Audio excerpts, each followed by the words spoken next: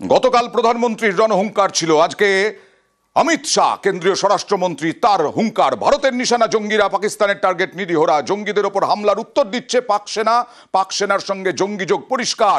BSF এর অনুষ্ঠানে পাক ষড়যন্ত্রে সরব স্বরাষ্ট্রমন্ত্রী। हमने 8 तारीख को ऑपरेशन सिंदूर लॉन्च किया। कुछ ही मिनटों के ऑपरेशन में हमने 9 आतंकी अड्डों को समाप्त कर दिया। ना हमने पाकिस्तान के सेना के इंस्टॉलेशन को कभी तबाह किया, ना कभी एयरबेस को तबाह किया। 8 तारीख को केवल और केवल पाकिस्तान में बसे जैसे मोहम्मद हिजबुल मुजाहिदीन, लश्कर ए तैयबा और उनके हेडक्वार्टर, ट्रेनिंग कैंप और एक प्रकार से भारत में आतंकवादियों को घुसपैठ कराने के अड्डे को तबाह किया। आतंकवादियों पर किए गए हमले को पाकिस्तान ने अपने पर किए गए हमले में मानकर 8 तारीख के बाद हमारे देश के सिविलियन सान, हमारे सेना के संस्थानों पर हमला करने का दुस्साहस किया। हमारी एयर डिफेंस सिस्टम बहुत अद्भुत थी, कुछ बिगाड़ नहीं पाए। 9 तारीख को भारतीय सेना ने उनके एयरबेस पर हमला कर एक प्रखर और कठोर जवाब देकर हमारी मारक क्षमता का परिचय कराया और उनकी एयर डिफेंस सिस्टम को भी खोखला साबित करने का काम किया।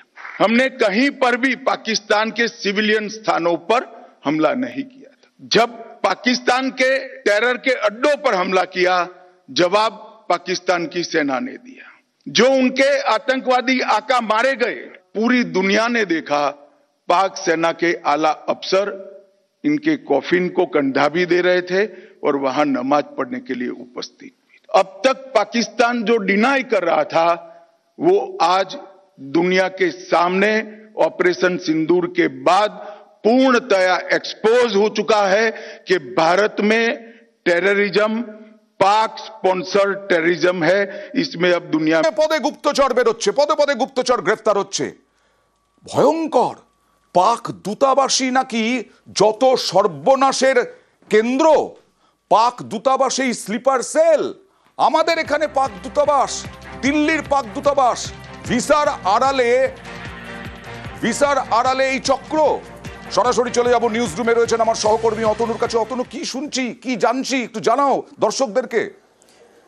দূতাবাস একটা অদ্ভুত ভালো জিনিস। কি হয়, দুটো দেশের মধ্যে যাতে সম্পর্ক ভালো থাকে, কূটনৈতিক সম্পর্ক, সাংস্কৃতিক আদান প্রদান হবে, তার জন্য এক দেশ আর এক দেশে একটা অফিস খোলেন। রাইট। সেই অফিসটা হচ্ছে দূতেদের আবাস। তারা থাকবেন সেখানে, কাজ করবেন সেখানে, যাতে দুই দেশের মধ্যে সম্পর্ক ভালো থাকে, মৈত্রীর বন্ধন হয় একটা। তো সেখানে কিছু ব্যাপার থাকে। আন্তর্জাতিক সম্পর্ক বিশেষজ্ঞরা একটা নির্দিষ্ট কিছু ডেটা ঠিক করে দিয়েছিলেন, কিছু হিসেব ঠিক করে দিয়েছিলেন। যে হিসেবগুলো অনুযায়ী এই দূতাবাসে যারা থাকবেন, যারা দূত, তাদের একটা রক্ষা কবচ থাকে। রাইট। কি এই রক্ষা কবচ? না, কোনোভাবে তাদের অ্যারেস্ট করা যাবে না, কোনোভাবে তাদের বিরুদ্ধে কোনো বিচার প্রক্রিয়া করা যাবে না, এবং দেশের মধ্যে যেখানেই তারা যাবেন তাদের নিরাপত্তার দায়িত্ব নিতে হবে। ন্যূনতম নিরাপত্তাটুকু তাদের দিতে হবে যাতে কোনোভাবে তাদের ক্ষতি না হয়। এই রক্ষা কবচকে ঢাল করে তার আড়ালে এবার তারা কি করছেন? তারা এখানে বিভিন্ন মানুষের সঙ্গে, যে মানুষগুলো টাকা পয়সা দরকার সেই ধরনের কিছু মানুষকে খুঁজছে, যাদের ব্ল্যাকমেল করা যায় এরকম কিছু মানুষকে খুঁজছে, আবার কিছু মানুষ যাদের মধ্যে দেশদ্রোহিতার বীজ রয়ে গেছে হয়তো, সেরকম মানুষদের খুঁজে তারা স্পাই হিসেবে ব্যবহার করছে। অর্থাৎ আইএসআই এর সঙ্গে ডাইরেক্ট কমিউনিকেট করিয়ে দিচ্ছে, যোগাযোগ করিয়ে দিচ্ছে, যাতে আইএসআই এখানে তাদের ঘাঁটি আরও শক্ত করে গাড়তে পারে, এবং স্লিপার সেল তৈরি করছে বিভিন্ন জায়গায়। কিভাবে? খুব সহজ। এই দূতাবাসের কর্মী যারা আছেন, সেই দূতাবাসের কর্মীরা যে কোনো বড় অফিসে যেতে পারেন, যখন তখন ধর্মীয় স্থানে যেতে পারেন। সেখানে যে যাচ্ছেন আসছেন, সেখানে কতজন রক্ষী রয়েছেন, সেই রক্ষীদের সময় কিভাবে বদল হয়, সেখানে নিরাপত্তার কি কি ব্যবস্থা, সব কিছু তাদের নখদর্পণে, যেগুলো আইএসআই এর হাতে তুলে দিচ্ছেন।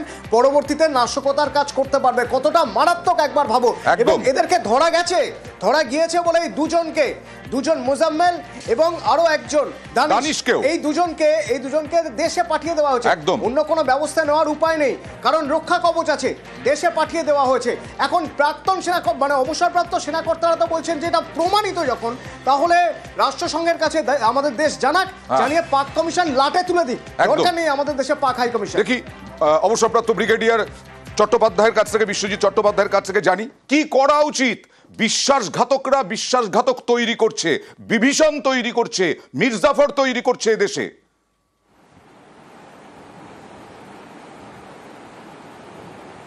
দেখো, আমাদের ইন্টারনাল সিকিউরিটি ফ্রন্টে যথেষ্ট তৎপর থাকা দরকার, কারণ এটা একটা নতুন সিস্টেম যেটা পাকিস্তানের আইএসআই এবং দিল্লিতে বসত ওদের যে এম্বাসি রয়েছে এরা মিলেঝুলে এই কাজটা করছে।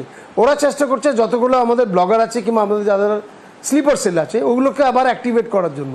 আমার মতে আমাদের ইন্টারনাল সিকিউরিটি যথেষ্ট সচেতন হওয়া দরকার, আমাদের সাইবার অ্যাটাক্স থেকে সচেতন হওয়া দরকার। এবং আরেকটা জিনিস হচ্ছে, পাকিস্তান যে মরিয়া হয়ে যা কিছু করতে পারে আমাদের সেটা ভেবে আগে থেকেই মেনে নিতে হবে যে এই পরিস্থিতিতে আমাদের ইন্টারনাল সিকিউরিটিতে যাদের আমাদের ধরা দরকার তাদের ইমিডিয়েটলি ধরে এক্সাম্পলারি পানিশমেন্ট, এবং there has to be a surveillance system যাতে করে এই জিনিস পাকিস্তান সাকসেসফুল না হতে পারে। আপনাকে অনেক ধন্যবাদ, আপনি আপনার গুরুত্বপূর্ণ সময় আমাদের দিয়েছেন, অনেক ধন্যবাদ আপনাকে। কর্নেল কৌশিক সরকার, অবসরপ্রাপ্ত কর্নেল কৌশিক সরকার, তিনি এ প্রসঙ্গে কি বললেন দেখুন। এরা একটা ইন্টারন্যাশনাল ইমিউনিটি এনজয় করে, ইমিউনিটিটার জন্য আমরা কিছু করতে পারি না, এবং তার আড়ালে তারা নানা রকম গতিবিধি করে যেটা হচ্ছে অ্যান্টি কান্ট্রি। যেমন ওরা স্লিপার সেল তৈরি করে, ওরা মোল তৈরি করে, ওরা আমাদের সোসাইটিতে পেনিট্রেট করার চেষ্টা করে, একটা নেটওয়ার্ক তৈরি করে যার থ্রু দিয়ে ওরা ভেরিয়াস টাইপস অফ ইনফরমেশন যেটা ওদের দরকার সেটা ওরা বের করতে পারে। এবং আমার মতে এদেরকে ইমিডিয়েট বহিষ্কার করা উচিত এবং এদেরকে ইমিডিয়েট থ্রো আউট করা উচিত, কারণ তুমি ডিপ্লোম্যাটিক রিলেশনের আড়ালে তুমি এইসব কাজগুলো করে গেছো, সেগুলো কিন্তু not acceptable in our country, এবং ইন্টারন্যাশনাল কমিউনিটিকে বলা উচিত যে this are not permitted in our country. তারপরে ইন্টারন্যাশনাল কমিউনিটি যদি বলে যে you shut down the embassy, we will take action accordingly, কিন্তু সেটার জন্য আমাদেরকে তৈরি থাকতে হবে, আমাদের সব ডকুমেন্টস নিয়ে, প্রুফ নিয়ে। আমার সহকর্মী অতনু যেটা বলছিলেন, পাক হাই কমিশন তুলে দেওয়া হোক, লাটে তুলে দেওয়া হোক, কারণ পাক হাই কমিশন থেকেই এই জ্যোতি রানী মালহোত্রাকে রিক্রুট করা হয়েছিল। গতকাল আরো 4 দিন তাকে পুলিশি হেফাজত দেওয়া হয়, কারণ কোন কোন জায়গায় এই জ্যোতি রানী মালহোত্রা গেছে, কোথায় ব্লগার হিসেবে ব্লগিং করেছে, সব ঘটনার পুনর্নির্মাণ করা হবে।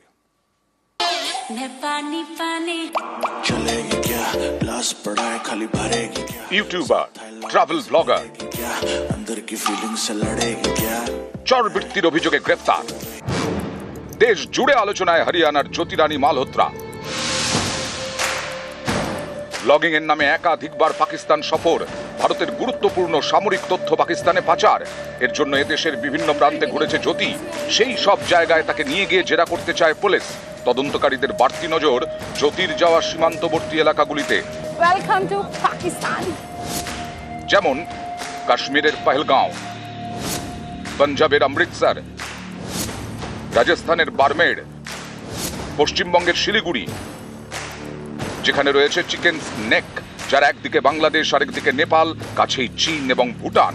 উত্তরবঙ্গের করোনেশন ব্রিজেরও ভিডিও করে জ্যোতি। এসেছিল ভুটান সীমান্তে আলিপুরদুয়ারের জয়গাঁতেও। জ্যোতির নজর ছিল ধর্মীয় স্থানেও। পুরী, অমৃতসরের মতো জায়গায় গিয়ে ভিডিও করে জ্যোতি। মুম্বাইয়ে যায় গণেশ চতুর্থীতে। গণেশ পুজোয় মুম্বাইয়ের জ্যোতির ব্লগে বারবার দেখা গিয়েছে নীল শার্ট পরা এই যুবককে। नेवी का कार्ड दिखा के जल्दी एंट्री, देखो नेवी का कार्ड दिखा रहे हैं, जल्दी एंट्री पा रहे हैं। এটা শুরু। এরপরে এই যুবকের সঙ্গে বারবার দেখা গেছে জ্যোতিকে। সত্যি কি এই যুবক নৌসেনার কর্মী? নীল শার্ট পরা এই যুবকের উপরেও নজর গোয়েন্দাদের, কারণ বরাবরই দেখা গেছে জ্যোতি টার্গেট করত সেনা থেকে সিবিআই। শিয়ালদা থেকে দুরন্ত এক্সপ্রেসে উঠে সেনা অফিসারের সঙ্গে কথা বলতে দেখা গেছে জ্যোতিকে। পাহেলগামে গিয়ে সিবিআই এর আইনজীবীর সঙ্গে কথা বলে জ্যোতি। গত 22 এপ্রিল এই পহেলগাঁওতেই হত্যা লীলা চালায় জঙ্গিরা। অপারেশন সিঁদুরে যার বদলা নেয় সেনা। এরপর ঘর শত্রু বিভীষণদের ধরতে শুরু করে অপারেশন মির্জাফর। তাতেই চালে পাক চর জ্যোতি রানী মালহোত্রা। বেশ কয়েকবার সে পাকিস্তানে যায়। এসবের শুরু 2023-এ। পাকিস্তানের প্রতি জ্যোতির প্রেম এমনই ছিল যে আরো বড় পদক্ষেপের কথা ভাবছিল সে। Welcome to Pakistan. তদন্তকারীদের দাবি, জেরায় জ্যোতি জানিয়েছে পাকিস্তানে সে বিয়ে করার কথা ভেবেছিল। এর জন্য সে দেশে আলাপ হওয়া হাসান আলীকে অনুরোধ করে। কিন্তু এই মনোবাঞ্ছা পূর্ণ হওয়ার আগেই অপারেশন মির্জাফরের জালে জ্যোতি। Hi guys, how are you doing?